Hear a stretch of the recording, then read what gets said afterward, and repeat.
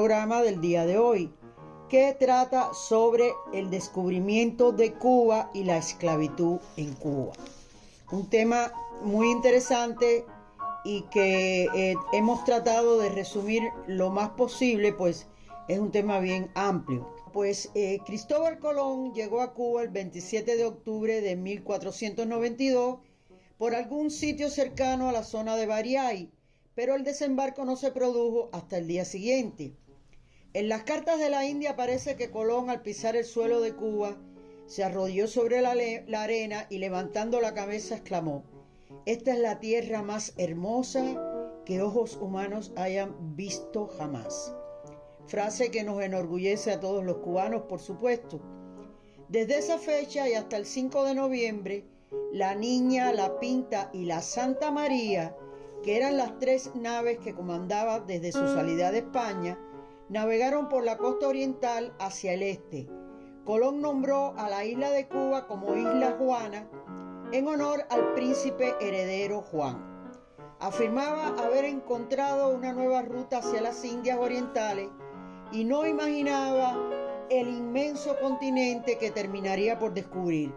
Cabe señalar que Colón creía que era Cipango, que era el antiguo nombre que le daban los europeos y chinos a Japón en la Edad Media. Él andaba buscando las Indias y pensó que había llegado. Pues bueno, no sería hasta 1508 que Sebastián de Ocampo, luego de 8 meses de circunnavegación, demostraría con su ojeo que Cuba no era un continente, sino que Cuba era una isla, preparando las condiciones para la conquista de la isla. Hacia 1513, Diego Velázquez de Cuéllar era enviado como adelantado de la corte para las nuevas posesiones del reino que los reyes de España veían que se estaban descubriendo.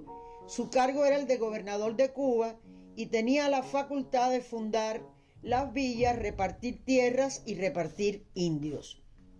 Después de fundada la primera villa en territorio cubano, llamada Nuestra Señora de la Asunción de Baracoa en 1511, le siguió en 1513 San Salvador de Bayamo, preparando así la etapa siguiente de la conquista.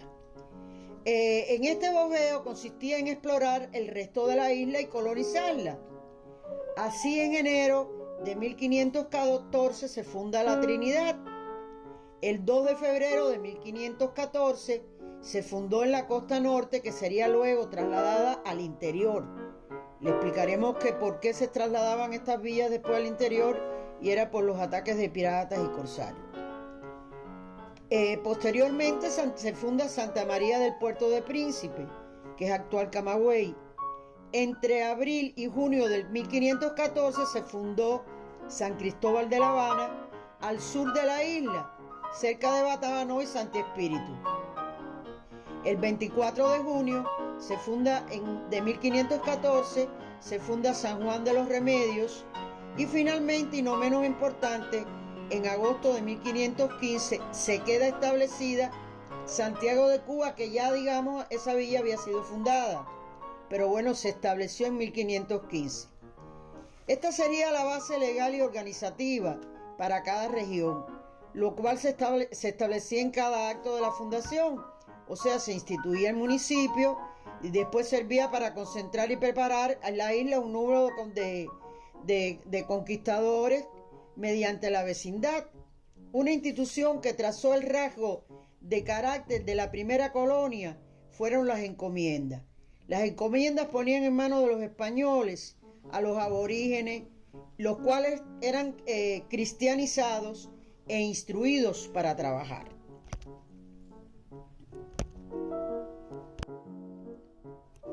Con los primeros conquistadores llegaron las bases del cristianismo a Cuba. Célebres son los relatos del fray Bartolomé de las Casas, que era un clásico y un gran defensor de los indios, pero no es hasta el 10 de febrero de 1516, y a petición del propio Velázquez, que se crea el Obispado de Cuba. Se coloca la sede original primero en Baracoa y posteriormente se traslada a Santiago de Cuba en 523. La villa de Santiago de Cuba sería la primera capital de Cuba colonial, hasta que definitivamente fue trasladada a San Cristóbal de La Habana a mediados del siglo XVI. Mientras la villa de San Cristóbal de La Habana sufría al menos de 2 traslados desde su lugar de origen, primero se fundó en 1514 cerca de Batabanó, al sur del occidente de la isla. Finalmente queda asentada el 16 de noviembre de 1519 en su ubicación actual. Quedó finalmente emplazada allí y esta es la fecha en la que se considera la fundación definitiva de la ciudad de La Habana.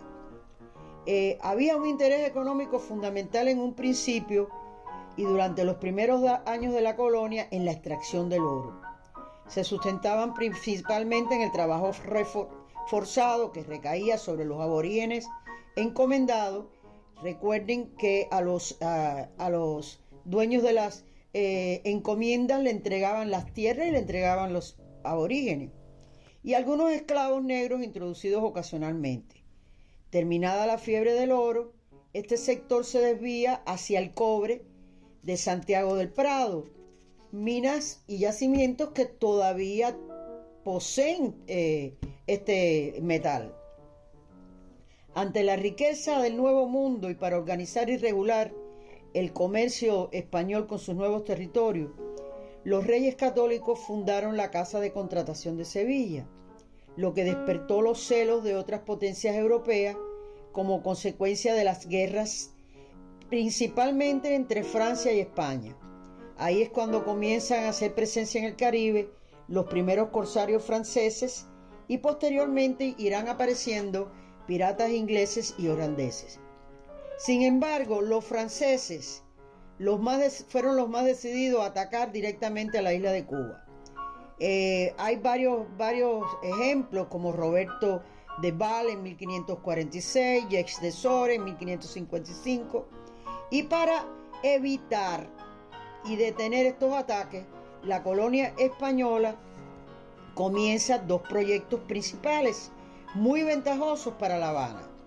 El primero de ellos fue el sistema de flotas o puerto único, que consistía en que todas las embarcaciones de las islas de las Indias occidentales, que no es otra cosa que Hispanoamérica, tenían que concentrarse en aquel entonces llamado Puerto de Carena, que es la actual Bahía de La Habana, y desde allí tenían que navegar juntas rumbo a España. Imagínense usted qué clase de auge comercial implicaba todo esto, que nunca se había visto de esa envergadura en la ciudad. Eso motivó el crecimiento de la población y la diversificación de oficios. Imagínese usted, si el puerto de La Habana era un puerto de obligatoria estancia desde y hacia el comercio a la América continental y a Europa, era un lugar donde necesariamente tenían que, atracar. ¿Qué significación económica, social y política tenía esto? Era algo considerable. El segundo proyecto estuvo dirigido a fortificar la ciudad, iniciándose la construcción en 1538 del castillo de la Real Fuerza. En 1589 se comienza el Morro y la Punta, los cuales protegían la entrada de la Bahía de La Habana. En contraste con este desarrollo económico de La Habana, la reducida, pobre y difícil actividad comercial de las poblaciones más alejadas llevaron al inicio de un comercio de contrabando con los corsarios extranjeros, como fue el caso de Gilberto Girón, hechos que fueron recogidos en un poema escrito por Silvestre de Balboa llamado Espejo de Paciencia en 1608. Ya todo esto era significativo, era una cosa lógica. Toda la importancia económica del país se concentraba en aquel entonces en La Habana y el resto de las colonias, pues digamos que estaban abandonadas, y ellos comenzaron a negociar con los piratas. Así es que se observa esta contradicción económica. Con los primeros conquistadores llegaron las bases del cristianismo a Cuba. Célebres son los relatos del fray Bartolomé de las Casas, que era un clásico y un gran defensor de los indios, pero no es hasta el 10 de febrero de 1516 y a petición del propio Velázquez que se crea el Obispado de Cuba. Se coloca la sede original primero en Baracoa y posteriormente se traslada a Santiago de Cuba en 523.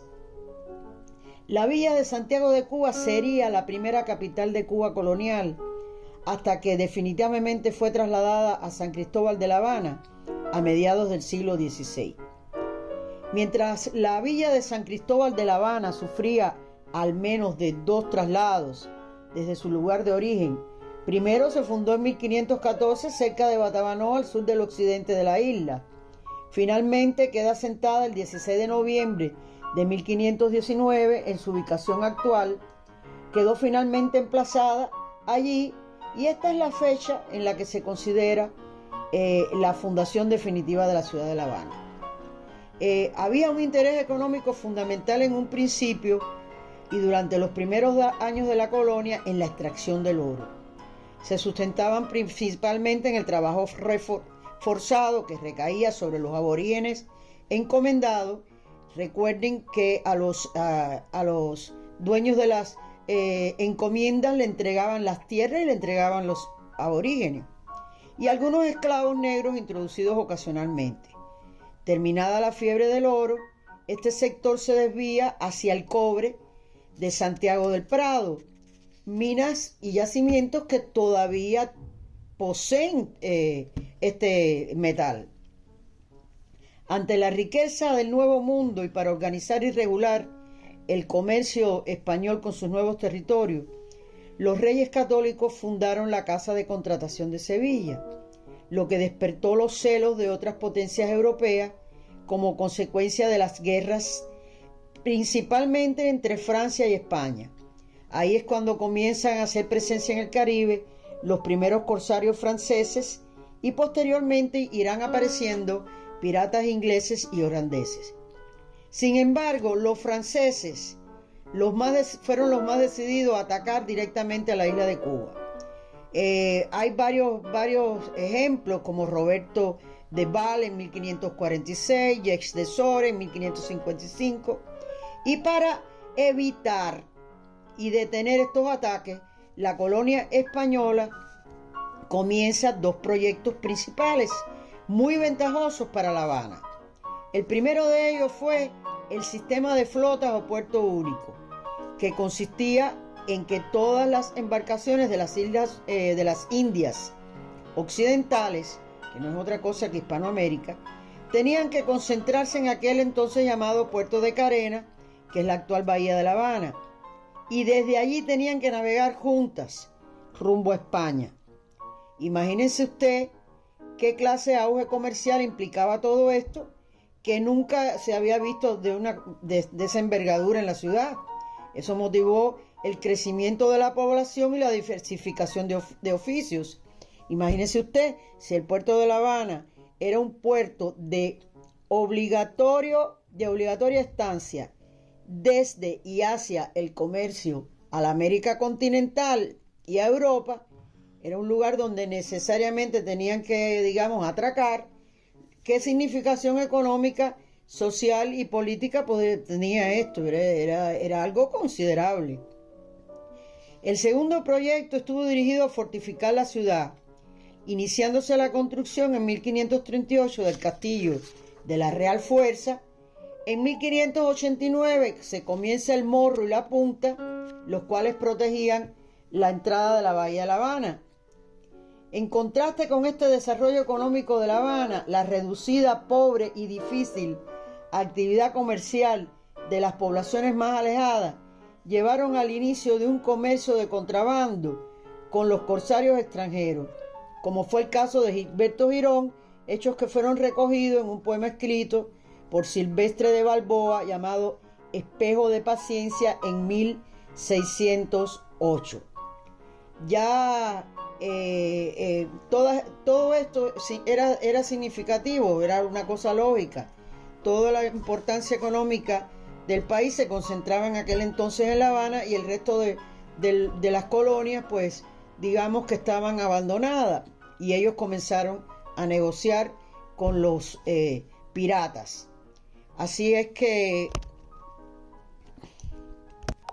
se observa esta contradicción económica.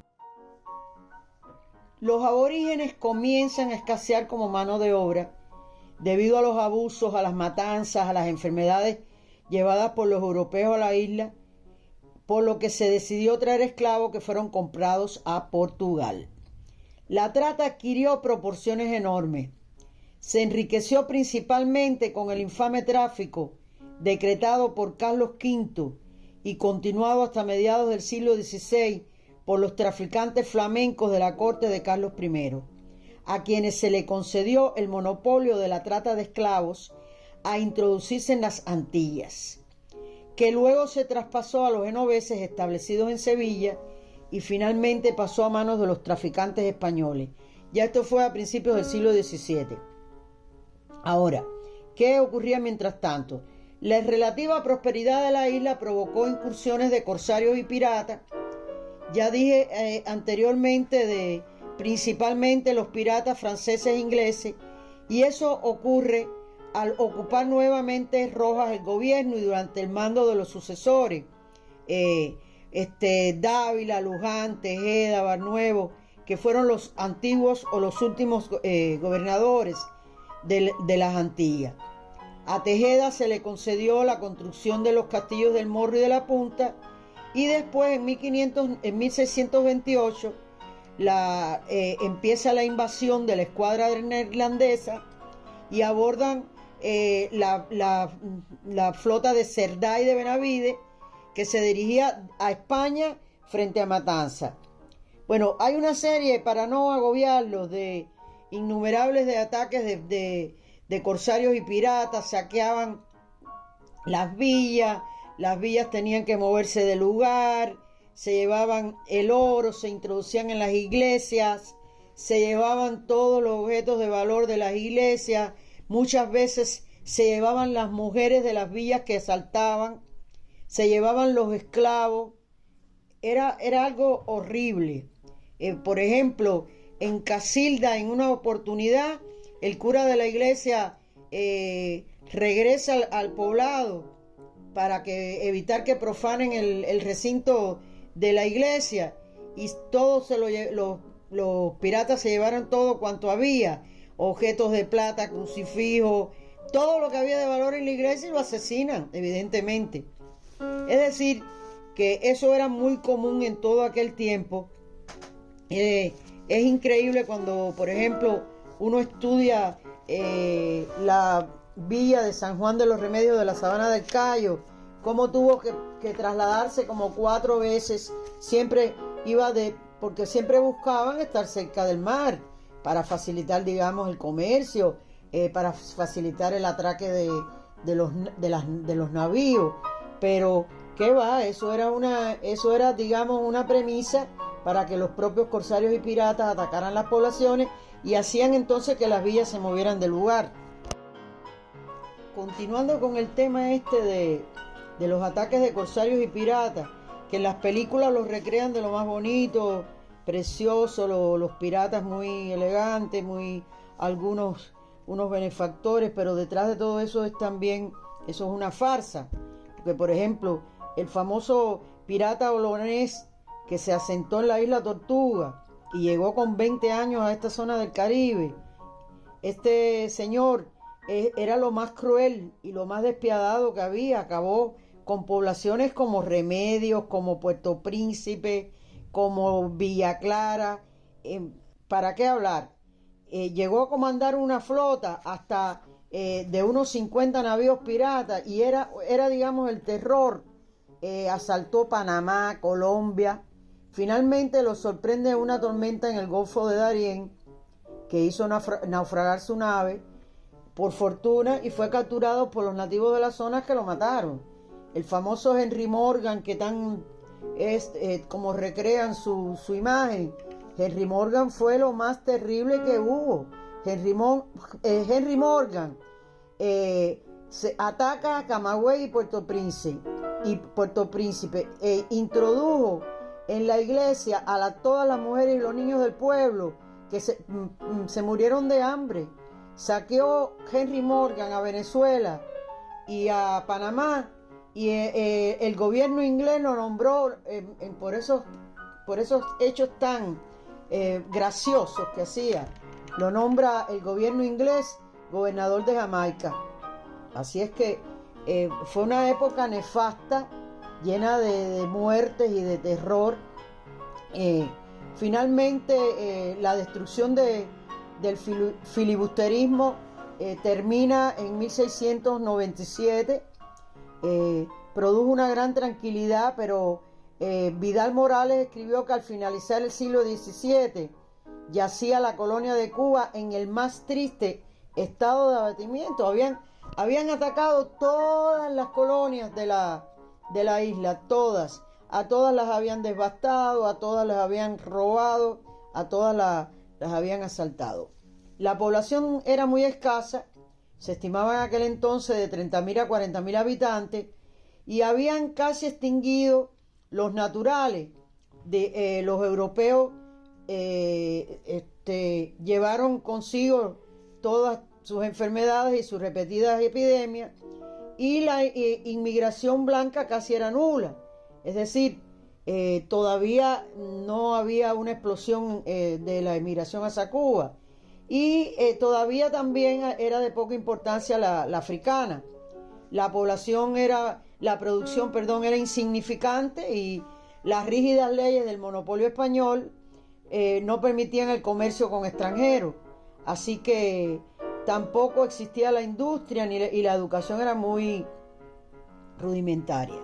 Es decir, que la isla de Cuba estaba inmersa en un estancamiento económico de tamaña envergadura.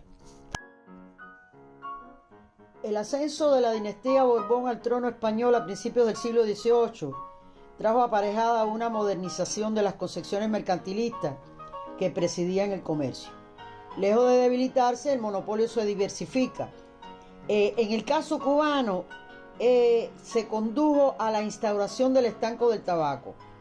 O sea, la corona monopoliza este cultivo y convierte a este cultivo en el renglón económico de la isla. Es decir, todos exigen que se cultive el tabaco, porque ya había un beneficio muy grande con el comercio de esta aromática hoja. Esta medida es resistida por comerciantes y cultivadores. Termina violentamente en una famosa sublevación de vegueros en Santiago de las Vegas, y entonces hay muertes en esa trágica sublevación, y entonces los restantes que subsistieron a todo este proceso, imposibilitados de vencer el monopolio, deciden participar entonces de los beneficios y se asocian a los comerciantes peninsulares y logran interesar al rey y obtener entonces a su favor una Real Compañía de Comercio de este renglón económico. Y por supuesto que la Real Compañía de Comercio coloniza durante 2 décadas la actividad mercantil de Cuba, que ya les dije, se llamó este periodo del estanco del tabaco. Bueno, el siglo XVIII es escenario de sucesivas guerras entre las potencias europeas. Evidentemente que por el efecto de dominó, todas ellas afectan a Cuba de un u otro modo, pero sin duda la que más afecta al país es la Guerra de los 7 años, de 1756 a 1763, en el curso de la cual La Habana es tomada por los ingleses. La ineficacia de las autoridades españolas contrasta con la disposición combativa de los criollos. Sobre todo hay una figura muy relevante que se llama José Antonio Gómez, que es un valeroso capitán de la milicia de Guanabacoa, que fue muerto a raíz de estos combates. Pero bueno, durante casi un año, 11 meses, duró la ocupación de los ingleses a La Habana. La Habana fue un teatro de una actividad mercantil que pondría de manifiesto las posibilidades de la economía cubana, hasta ese momento detenida por el sistema colonial español. Recuerden que España vivía de lo que les traía o lo que le, digamos, robaba a sus colonias. Mientras tanto, en ese quehacer se desenvolvía en Francia, en Inglaterra, en la propia Alemania, una época de desarrollo, digamos, tecnológico y una época de desarrollo mercantil. Al restablecerse el dominio hispano sobre la parte occidental de la isla, el rey Carlos III y sus ministros ilustrados adoptan una sucesión de medidas que fortalecen definitivamente el progreso de la isla. El fortalecimiento de las defensas, la máxima expresión fue la construcción de la imponente y costosísima fortaleza de San Carlos de la Cabaña de La Habana. Se suman numerosas construcciones civiles como el Palacio de los Capitanes Generales, que es una belleza, es una gloria de la arquitectura, la catedral, símbolos del paisaje habanero, una catedral, el símbolo del barroco en Cuba, que fue muy, digamos, austero, muy simple, muy sencillo, eso es tema de otra cosa. Y bueno, se amplían las construcciones, digamos, que fortalecían lo que era la posición del gobierno y la posición militar de la metrópoli. El comercio exterior de la isla se amplía, se mejoran las comunicaciones interiores, se fomentan nuevos poblados como Pinal del Río, Jaruco.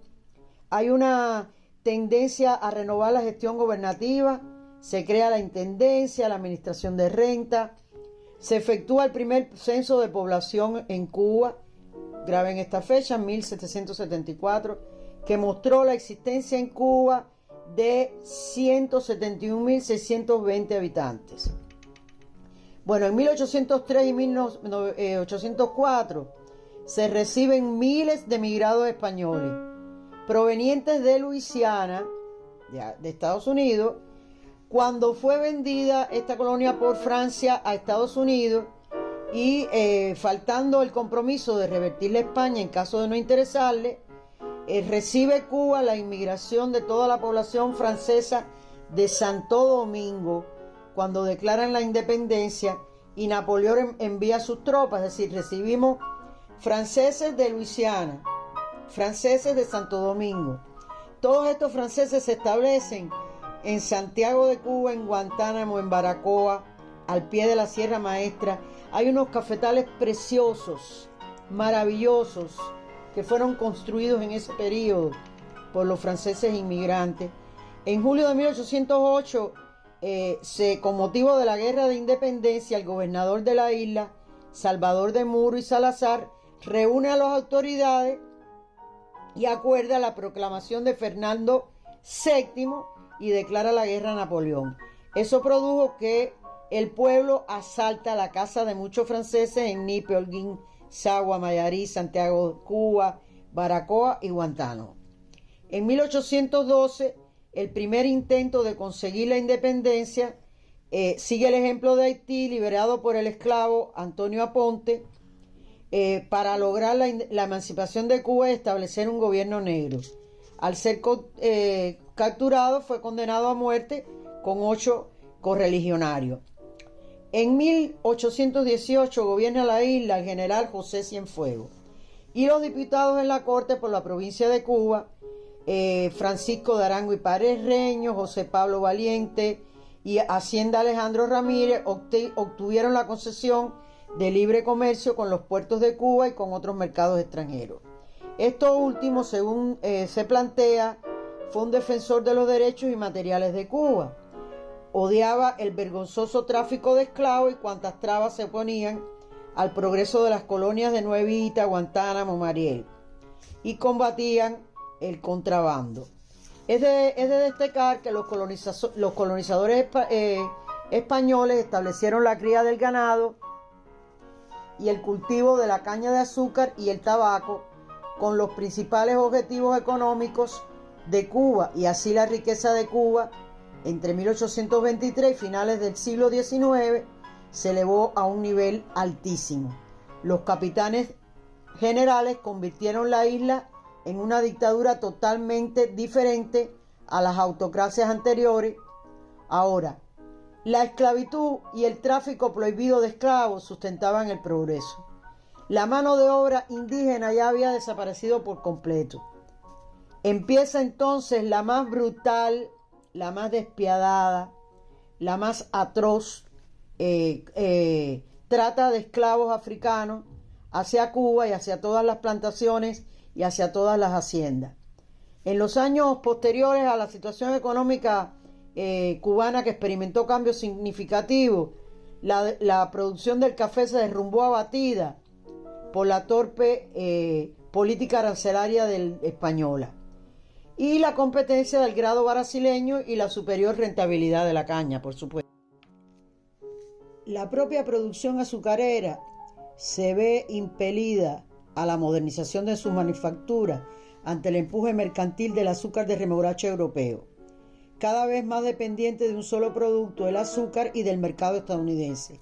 Cuba necesitaba profundas transformaciones socioeconómicas para las cuales la esclavitud y la política colonial española suponían un gran obstáculo. Todas estas contradicciones favorecen el independentismo latente entre los sectores más avanzados de la sociedad cubana y propician la articulación de un vasto movimiento conspirativo en las regiones centro-orientales del país. Cuba es la última colonia española en América en lograr su independencia, y la abolición de las leyes de la esclavitud propugnadas por la metrópoli tropezaron con la oposición de los terratenientes cubanos. Estas discusiones hacen que ellos sintieran la necesidad de recibir indemnizaciones. Ya la metrópoli estaba exhausta, consumida por guerras internas, y muchas de las principales familias vieron con buenos ojos la incorporación a los estados esclavistas del sur de los Estados Unidos, y parecía que se estaban entablando negociaciones para la venta de Cuba por $130 millones al sur de los Estados Unidos. Las negociaciones fracasan, bien por el patriotismo de algunos ya, nacionalistas cubanos, o bien porque no le interesaba al sur de los Estados Unidos una incorporación que prohibiera definitivamente la esclavitud, o bien por los cambios del gobierno de España. Fracasa el intento de los estados sureños de Norteamérica de anexionar la isla a la Unión, y es impulsada por muchos terratenientes de la isla. Posteriormente, en este periodo también se da el caso de que estaba la invasión de mercenarios y la recientemente guerra entre México y Estados Unidos, que desautoriza al gobierno de Washington para respetar el Tratado de Neutralidad entre España y Estados Unidos. Es decir, que ante esta prohibición, todos los sentimientos estos de anexar a Cuba a los Estados Unidos se ven fracasados. Narciso López se dedica a preparar una expedición que es financiada por la familia Iznaga, que radicaba en la parte esta de Trinidad, y la lanza en 1849, pero bueno, falla el apoyo a la misma, fracasa la expedición, los invasores son capturados, y algunas de los parientes estos de la familia Iznaga se trasladan a Nueva York y a Mississippi y adquieren una cantidad de tierras de cultivo en el borde del río, y siguen la causa independentista desde acá de Estados Unidos a Cuba.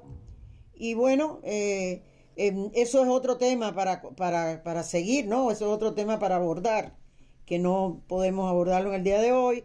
Nos falta puntualizar algunas cosas acerca de lo que es la esclavitud en Cuba, que sí está dentro de lo que queríamos abordar en el día de hoy.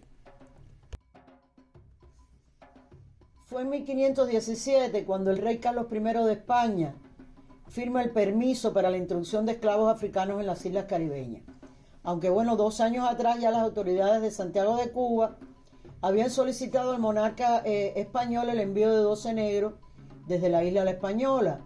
Aunque no nos consta que Hernán Cortés, cuando partió de Cuba para la conquista de México en 1518, llevó a algunos negros de esta isla que utilizó con los indios para todo el traslado de la artillería a través del suelo azteca.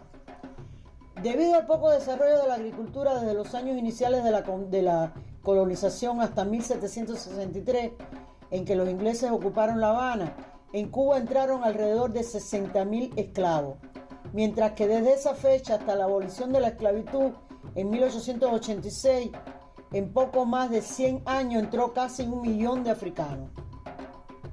Es decir, que en 1867 en Cuba existían 345.741 esclavos, 22.000 menos que en 1862. Y en 1877 la cifra alcanza 150.000, lo que equivale a decir que en este último año la población había disminuido casi a la mitad en relación con 1862. Imagínense usted qué clase de abuso, qué clase de crimen, qué clase de actos más despiadados. En Cuba los esclavos se clasificaban en bozales o de nación: bozalones, ladinos, criollos, mulecones y muleques. Hubo también cortados y emancipados. Los bozales eran los que habían nacido en África que no hablaban español, y los bozalones los que resultaban muy torpes. A los niños adolescentes se les llamaban muleques y mulecones. Cuando pasaban de la adolescencia, los ladinos eran designados cuando aprendían la lengua de sus amos, y los nacidos en Cuba recibían el nombre de criollo, y a los nietos se les llamaban reyollos. El coartado, era el esclavo que poseía libertad parcial, o sea, con sus ahorros, el coartado pagaba la propia libertad a su dueño. Y el emancipado era el negro que, capturado por un barco inglés, autorizado a entrar a Cuba y puesto bajo la protección del capitán general, debía ser declarado libre después de varios años de trabajo forzado. El nombre para el esclavo africano tenía una importancia extrema. Formaba parte del mundo místico y material y de la existencia del individuo. Por tanto, nombró y señaló a la par que el europeo a cada esclavo cubano. A cada elemento o cosa le pertenecía un nombre. Es decir, que ellos eran renombrados obligatoriamente por los dueños de las dotaciones. Se ha creído, digamos, que el nombre cristiano era consecuencia del adoctrinamiento religioso y de la necesidad de cristianizar al africano.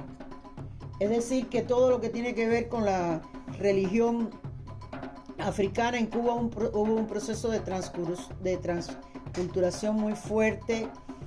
Los africanos venían con sus creencias, con sus dioses, con sus religiones, y como estaban obligados a cristianizarse por parte de sus dueños, ellos identificaban en cada deidad católica una deidad de su propia religión.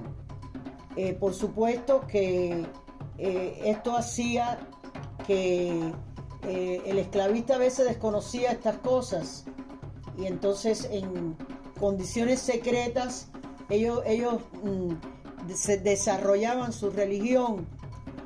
Eso implicó que el secretismo en esta religión se desarrollara de manera significativa.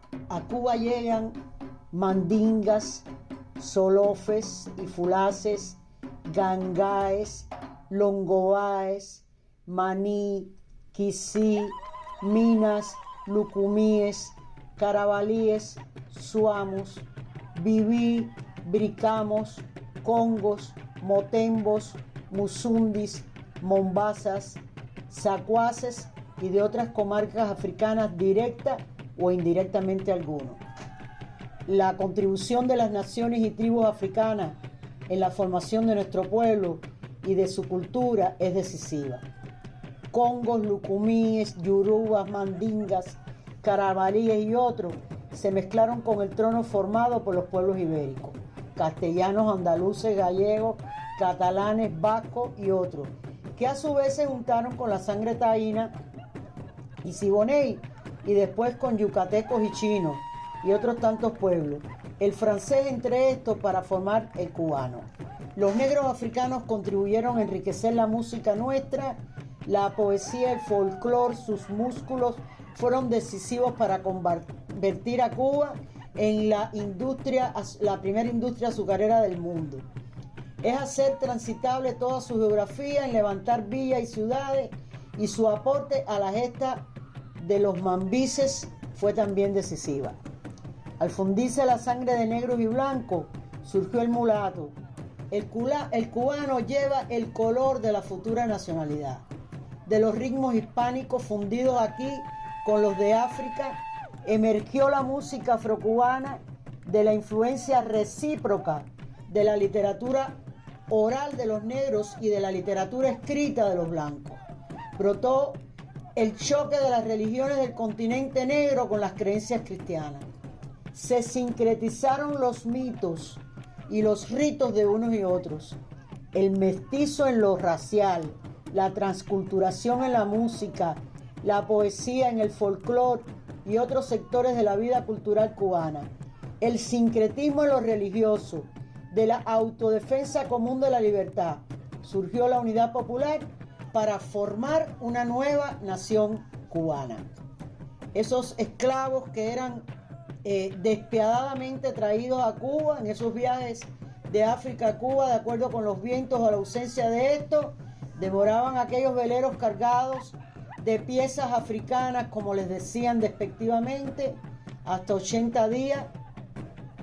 Existen testimonios de los horrores de hacinamiento, de las negradas en aquellas travesías, la falta de aire, de comida, llenos de orines y de excrementos, epidemias de todo género de sufrimiento.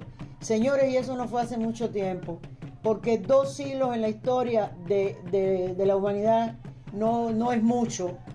Y en otros casos, cuando se desataban epidemias o el barco podía ser capturado, simplemente echaban al agua o aquellos infelices para que se murieran ahogados.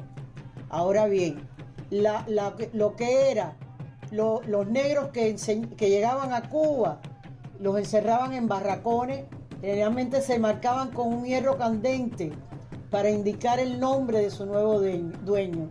Algunos africanos rebeldes se negaban a comer y los traficantes les quemaban los labios con carbones ardientes. Hablar de todos los desmanes y de todos los horrores que se cometieron es increíble, no solo en Cuba, sino en todos los países de Hispanoamérica, incluyendo también a Estados Unidos. La primera rebelión de esclavos acaeció en 1533, cuando el gobernador pasó de Santiago de Cuba a Bayamo y de allí envió 2 cuadrillas para sofocar esta rebelión. Pelearon hasta morir y llevaron los cadáveres a la villa de Bayamo, descuartizados, para que dieran un escarmiento. Es decir que hablar de todos estos horrores es algo, digamos, que muy fuerte. Solo hay ejemplos increíbles de esclavos muy valiosos que se liberaron. Por suerte, el 25 de diciembre de 1870, Carlos Manuel de Céspedes, en su condición de capitán general, en su condición de máxima representación del gobierno en la isla, proclama la revolución de Cuba. Al proclamar la independencia de la patria, ha proclamado con ella todas las libertades, y mal podría aceptar la grande inconsecuencia de limitar aquellas a una parte de la población del país. Cuba libre es incompatible con Cuba esclavista, y la abolición de las instituciones debe comprender y comprende la necesidad y la razón de la más alta justicia, la de la esclavitud, con la más inicua de todas. Es decir, que este día nuestro gran padre de la patria proclamaba la abolición de la esclavitud en Cuba.